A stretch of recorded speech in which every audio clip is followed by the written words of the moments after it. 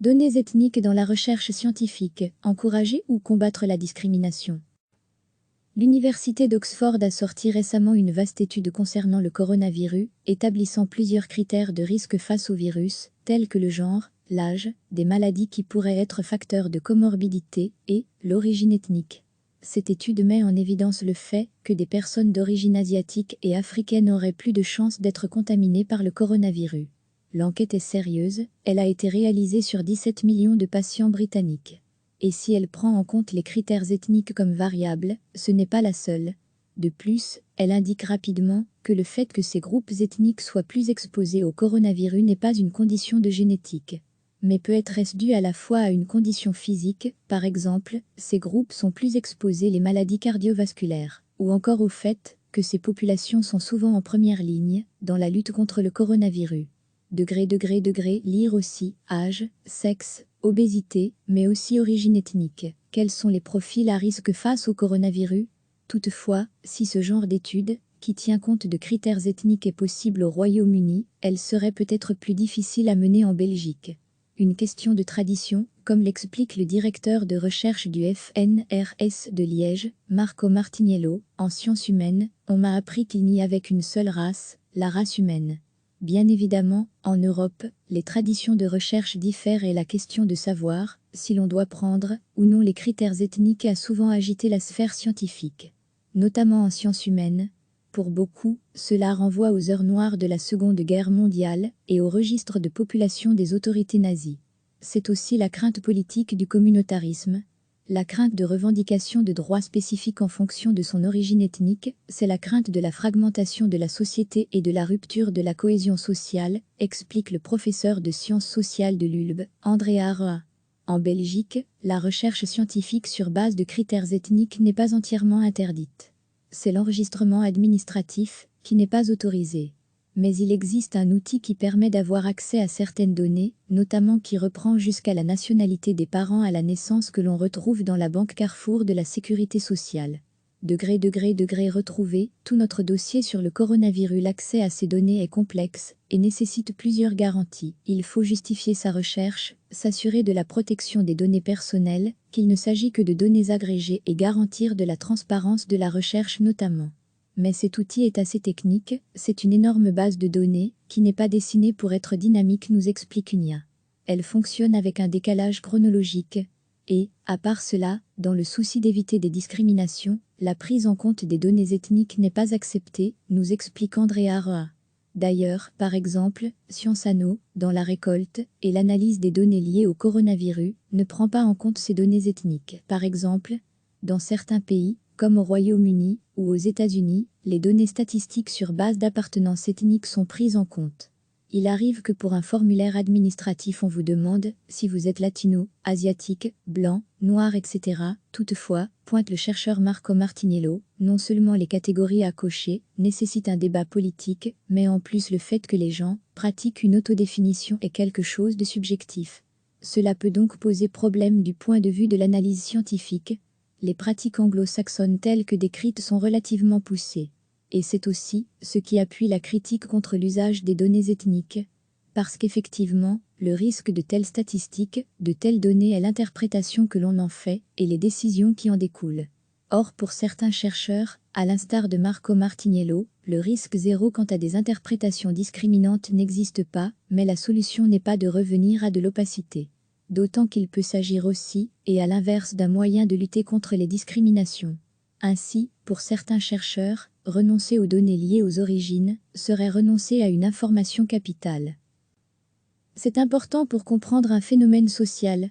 D'une certaine manière, il s'agit d'une information complémentaire pour comprendre ce qu'il se passe et qui peut nous permettre d'agir sur des mesures de prévention, indique le professeur André Aroa.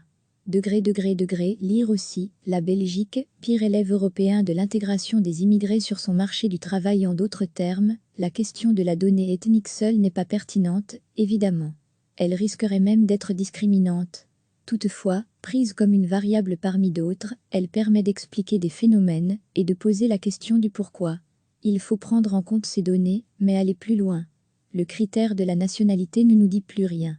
Il nous faut des données plus précises pour avoir une plus grande compréhension, explique Marco Martiniello. Et d'ajouter la prise en compte de ces critères, ça permettrait de ne plus noyer le poisson, ne serait-ce que pour mieux parler de discrimination.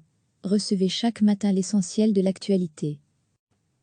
L'Université d'Oxford a sorti récemment une vaste étude concernant le coronavirus, établissant plusieurs critères de risque face au virus, tels que le genre, l'âge, des maladies qui pourraient être facteurs de comorbidité et l'origine ethnique. Cette étude met en évidence le fait que des personnes d'origine asiatique et africaine auraient plus de chances d'être contaminées par le coronavirus. L'enquête est sérieuse, elle a été réalisée sur 17 millions de patients britanniques. Et si elle prend en compte les critères ethniques comme variables, ce n'est pas la seule. De plus, elle indique rapidement que le fait que ces groupes ethniques soient plus exposés au coronavirus n'est pas une condition de génétique, mais peut être dû à la fois à une condition physique, par exemple, ces groupes sont plus exposés aux maladies cardiovasculaires, ou encore au fait que ces populations sont souvent en première ligne dans la lutte contre le coronavirus. Lire aussi, âge, sexe, obésité, mais aussi origine ethnique. Quels sont les profils à risque face au coronavirus? Toutefois, si ce genre d'étude, qui tient compte de critères ethniques, est possible au Royaume-Uni, elle serait peut-être plus difficile à mener en Belgique.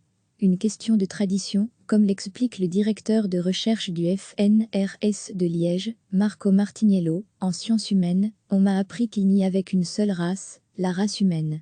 Bien évidemment, en Europe, les traditions de recherche diffèrent et la question de savoir si l'on doit prendre ou non les critères ethniques a souvent agité la sphère scientifique, notamment en sciences humaines. Pour beaucoup, cela renvoie aux heures noires de la Seconde Guerre mondiale et au registre de population des autorités nazies. C'est aussi la crainte politique du communautarisme. La crainte de revendication de droits spécifiques en fonction de son origine ethnique, c'est la crainte de la fragmentation de la société et de la rupture de la cohésion sociale, explique le professeur de sciences sociales de l'ULB, André Aroa. En Belgique, la recherche scientifique sur base de critères ethniques n'est pas entièrement interdite. C'est l'enregistrement administratif qui n'est pas autorisé. Mais il existe un outil qui permet d'avoir accès à certaines données, notamment qui reprend jusqu'à la nationalité des parents à la naissance que l'on retrouve dans la banque Carrefour de la Sécurité sociale. Retrouver tout notre dossier sur le coronavirus. L'accès à ces données est complexe et nécessite plusieurs garanties. Il faut justifier sa recherche, s'assurer de la protection des données personnelles, qu'il ne s'agit que de données agrégées et garantir de la transparence de la recherche notamment. Mais cet outil est assez technique, c'est une énorme base de données, qui n'est pas dessinée pour être dynamique, nous explique Unia. Elle fonctionne avec un décalage chronologique. Et, à part cela, dans le souci d'éviter des discriminations, la prise en compte des données ethniques n'est pas acceptée, nous explique André Aroa. D'ailleurs, par exemple, Science Anno, dans la récolte et l'analyse des données liées au coronavirus, ne prend pas en compte ces données ethniques. Par exemple, dans certains pays, comme au Royaume-Uni ou aux États-Unis, les données statistiques sur base d'appartenance ethnique sont prises en compte. Il arrive que pour un formulaire administratif on vous demande si vous êtes latino, asiatique, blanc, noir, etc. Toutefois, pointe le chercheur Marco Martiniello, non seulement les catégories à cocher nécessitent un débat politique, mais en plus le fait que les gens pratiquent une autodéfinition est quelque chose de subjectif. Cela peut donc poser problème du point de vue de l'analyse scientifique. Les pratiques anglo-saxonnes telles que décrites sont relativement poussées. Et c'est aussi ce qui appuie la critique contre l'usage des données ethniques. Parce qu'effectivement, le risque de telles statistiques, de telles données est l'interprétation que l'on en fait et les décisions qui en découlent. Or, pour certains chercheurs, à l'instar de Marco Martiniello, le risque zéro quant à des interprétations discriminantes n'existe pas, mais la solution n'est pas de revenir à de l'opacité. D'autant qu'il peut s'agir aussi, et à l'inverse, d'un moyen de lutter contre les discriminations. Ainsi, pour certains chercheurs, renoncer aux données liées aux origines serait renoncer à une information capitale. C'est important pour comprendre un phénomène social. D'une certaine manière, il s'agit d'une information complémentaire pour comprendre ce qu'il se passe et qui peut nous permettre d'agir sur des mesures de prévention, indique le professeur André Aroa. Lire aussi, la Belgique, pire élève européen de l'intégration des immigrés sur son marché du travail. En d'autres termes, la question de la donnée ethnique seule n'est pas pertinente, évidemment. Elle risquerait même d'être discriminante. Toutefois, prise comme une variable parmi d'autres, elle permet d'expliquer des phénomènes et de poser la question du pourquoi. Il faut prendre en compte ces données, mais aller plus loin. Le critère de la nationalité ne nous dit plus rien. Il nous faut des données plus précises pour avoir une plus grande compréhension, explique Marco Martiniello. Et d'ajouter la prise en compte de ces critères, ça permettrait de ne plus noyer le poisson, ne serait-ce que pour mieux parler de discrimination. Cliquez sur s'abonner pour recevoir les dernières nouvelles.